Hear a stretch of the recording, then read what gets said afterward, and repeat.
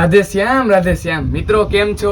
મજામાં જશો તો મિત્રો, આજનો આપણો વિડીયો છે ને તે એક ફ્રૂટ ઉપર છે જેનું નામ છે કરમદા. જો તમે નામ સાંભળ્યું હશે ને તો તમને યાદ આવશે કે આપણા ઘરના વડીલ હતા, જે પહેલાના લોકો હતા, તે માતાયું બહેનાયું જે હોય તે કરમદાની ચટણી અથવા અથાણું બનાવતા.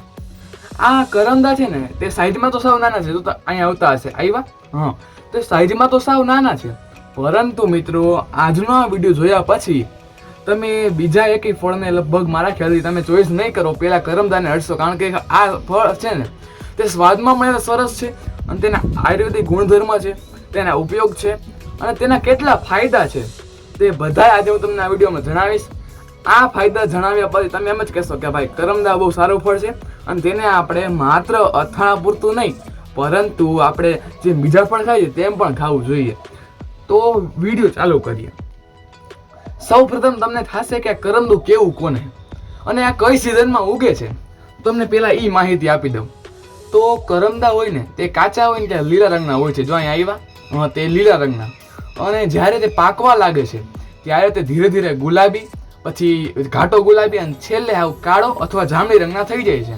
જો આ ફોટો આવી ગયો છે પાકા કરમદાનો, તો અહીંયા તમને ખબર પડી ગઈ કે કેવા કેવા ફળને કરમદા કેવા. એટલે ક્યાંય જોવો તો આવી વસ્તુ લાગે તો અને કરમદા તમને 100% જેવા લાગતા હોય તો જ ખાજો. બાકી બીજી વસ્તુ હશે ને તમને અલગ સાઈડ ઇફેક્ટ થશે. એટલે પ્યોર તમને કરમદાની જાણ હોય તો જ ખાવા. અહીંયા જો તમને મેં કરમદાનો ફોટો આપ્યો છે તેવા હોય તો જ.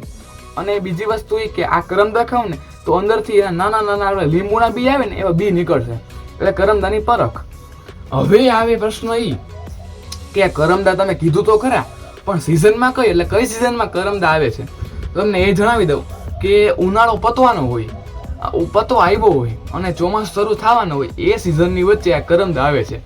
હવે અમારે આ ગુજરાતમાં તો આવું છે, તમારે અલગ અલગ પ્રદેશમાં આવું હોય તો અલગ અલગ. આમાં કરમદાની અલગ અલગ જાત આવે.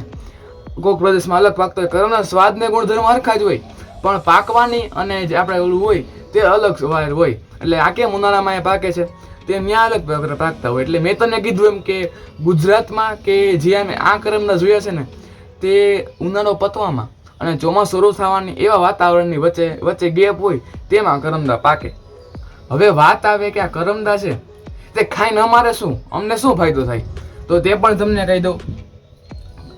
જે લોકોને વારંવાર રોગ થતા હોય, નાના મોટા ગમે એ, આપણે શરદી ઉધરસ થાય, એ શું કામ થાય છે? કારણ કે આપણી રોગ પ્રતિકારક શક્તિ છે ને, ઇમ્યુનિટી, તે સાવ આપણી નબળી હોય, એટલે આ વસ્તુ થાય. આ કરમદા ખાઓ ને તમે તો પહેલી વાત આપણી રોગ પ્રતિકારક શક્તિ વધે. જો આ તમને ચાર્ટ આવી ગયો છે રોગ પ્રતિકારક શક્તિનો. હવે આ રોગ પ્રતિકારક શક્તિ વધે ને એટલે આપણે દવાખાના ધક્કા ઓછા ખાવા પડે. તમે કહેશો રોગ પ્રતિકારક શક્તિ અને દવાખાનું કંઈક સરખું લાગ્યું નહીં. તમને સમજાવું. રોગ પ્રતિકારક શક્તિ ઘટી, રોગ થયો, દવાખાને જવું પડ્યું, દવાખાને ગયા, પૈસા ખર્ચવા પડ્યા. આવી રીતના આખી રોગ પ્રતિકારક શક્તિ આમ હાથ ધરાવીને બેઠી છે. એ આપણે સારી હશે ને તો બધી વસ્તુ સારી થશે. એટલે મિત્રો, રોગ પ્રતિકારક શક્તિ રાખવા માટે આ ફ્રૂટ બેસ્ટ છે.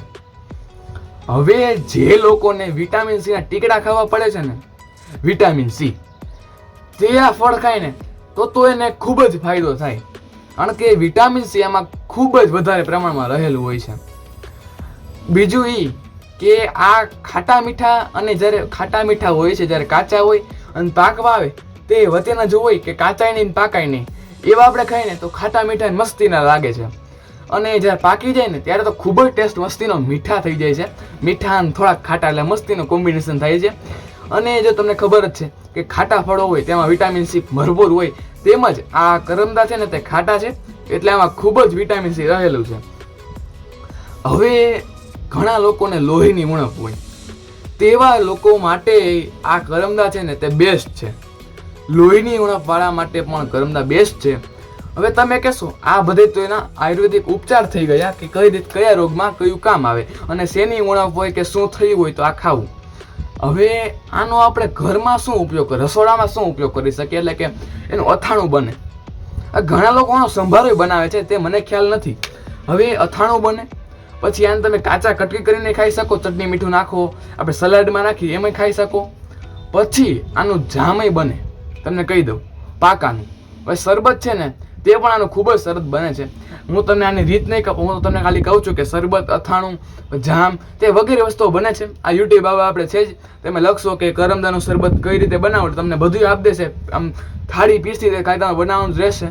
તો હું તમને ખાલી કહું છું કે કરમદા કઈ રીતે ઉપયોગી છે.